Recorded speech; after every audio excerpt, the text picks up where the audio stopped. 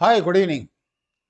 Uzbekistan की capital Samarkand में पिछले दिनों शंघाई कोऑपरेशन ऑर्गेनाइजेशन एससीओ की मीटिंग हुई, जिसमें प्राइम मिनिस्टर मोदी जी भी गए, Russian president was there, Chinese president was there, और उसके अलावा जो सेंट्रल एशियन नेशंस हैं, जो उसमें से जो भी उसके मेंबर्स हैं, वो वहां पे गए।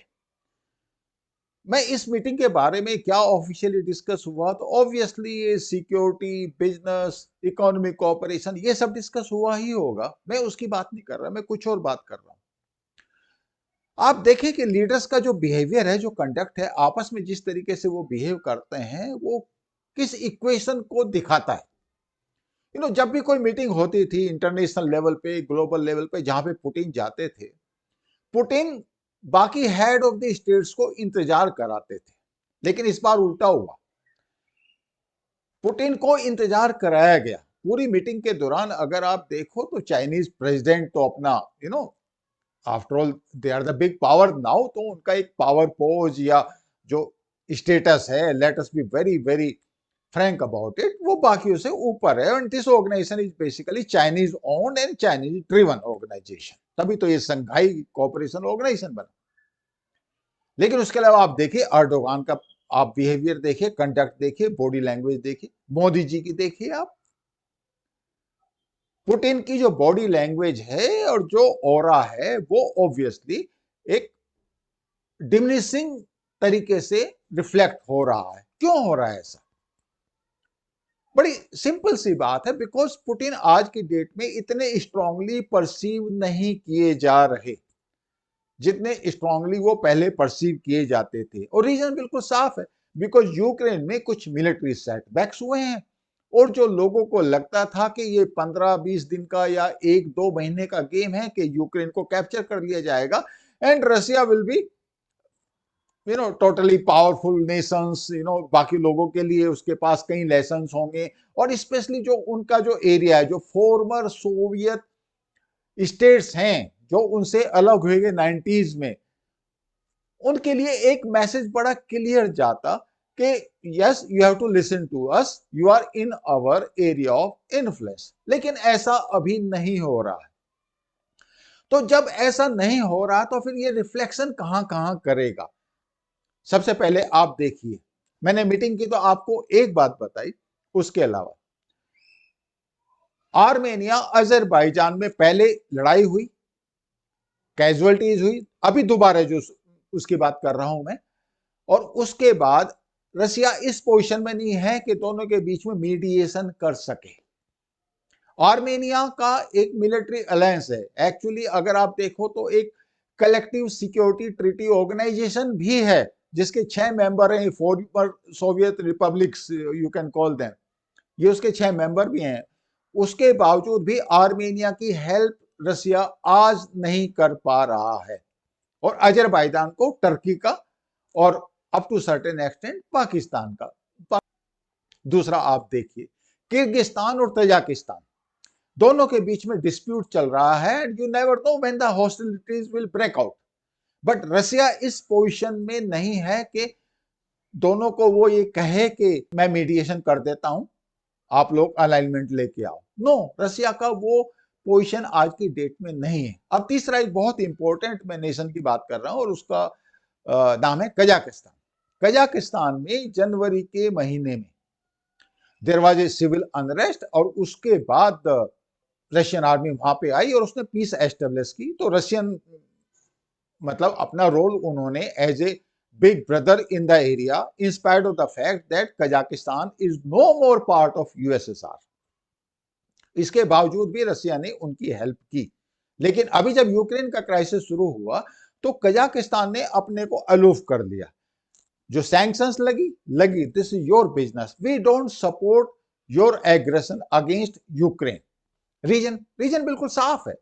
ये जितने भी स्टेट्स हैं, ये बेसिकली, कजाकिस्तान तो फिर भी बहुत बड़ा है, बाकी जितने भी स्टेट्स हैं ये बेसिकली छोटे हैं। और सबको लगता है कि अगर यूक्रेन को by any chance Russia capture कर लेता है, तो ऐसा भी पॉसिबल है कि वो ओल्ड ग्लोरी की तरफ जाते हुए उनको भी अपने अंदर मर्ज करने की कोशिश करे, और इनके पास, किसी के पास इतने रिसोर्सेज नहीं है कि वो रशिया को रेजिस्ट कर सके।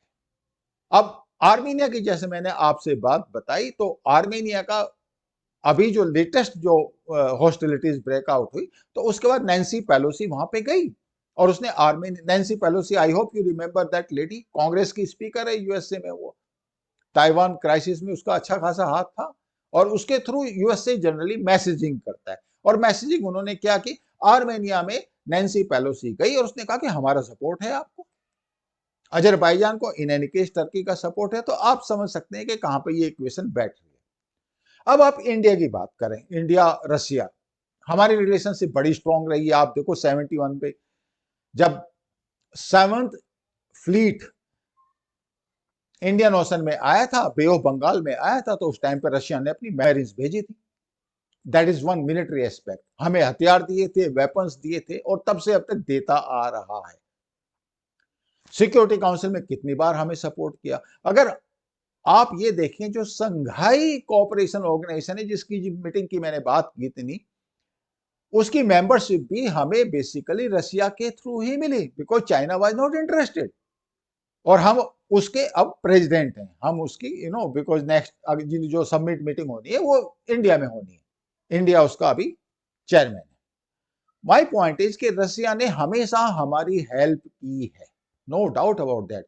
अभी वेपन्स एम्यूनिशन के लिए भी हम उनके ऊपर ऑलमोस्ट 60 to 65% डिपेंडेंट हैं। लेकिन जो इंटरनेशनल रिलेशंस हैं वो तो इमोशंस के ऊपर तो चलते नहीं। अब इंडियंस की जहां तक बात करें, we are basically emotional people.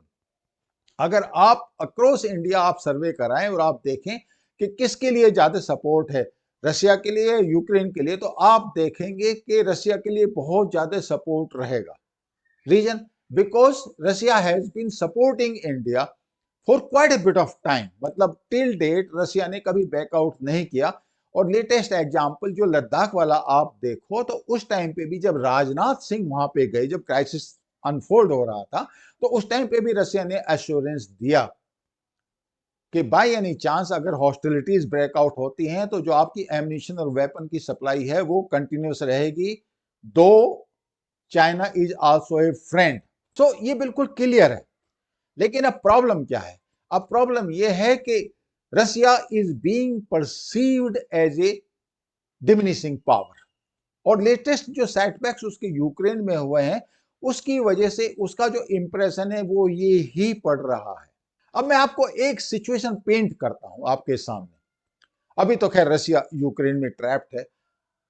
ऐसा होता कि रशिया यूक्रेन के ऊपर अटैक ना करता, okay, one way to look at it, और चाइना ताइवान में के ऊपर अटैक करता, या वहां पे ट्रैप हो जाता, या फिर हॉस्टिलिटीज ब्रेकआउट हो जाती, या फिर लद्दाख में चाइना फंस जाता। Do you think international situations ऐसी ही होती? मैं हालांकि हाइपोथेटिकल सिचुएशन पेंट कर रहा हूं आपके सामने, बट उस हालत में डू यू थिंक चाइना का जो कंडक्ट है वो ऐसा ही होता? और कैसा होता वो मैं अभी आपको बताता हूं। जितने भी ये सेंट्रल एशियन नेशंस हैं और चाइना है, किसी ने भी यूएस सैंक्शंस का वायलेशन नहीं किया है। मतलब अगर वो कहते हैं कि हम रशिया को सपोर्ट कर रहे हैं, मैं चाइना की बात कर रहा हूं, सेंट्रल एशियन नेशंस तो इन एनी केस बहुत ज्यादा सिग्निफिकेंट उस लेवल पे नहीं है, and none of them is will approve कि वो यूक्रेन में जो भी रशिया कर रहा है, they are not going to approve that, because they themselves are worried and insecure because of Russia. लेकिन जहां तक चाइना की बात है, चाइना ने किसी भी सैंक्शन का कोई वायलेशन नहीं किया, और जो रिलेशनशिप है ये एक्चुअली धीरे धीरे करके आप देखोगे कि ये रिलेशनशिप वन वे रिलेशनशिप होने जा रही है। जितनी भी ये लड़ाई लंबी खिंचेगी, चाइना स्ट्रांग होता जाएगा vis Russia, and vis you can call it international community as well.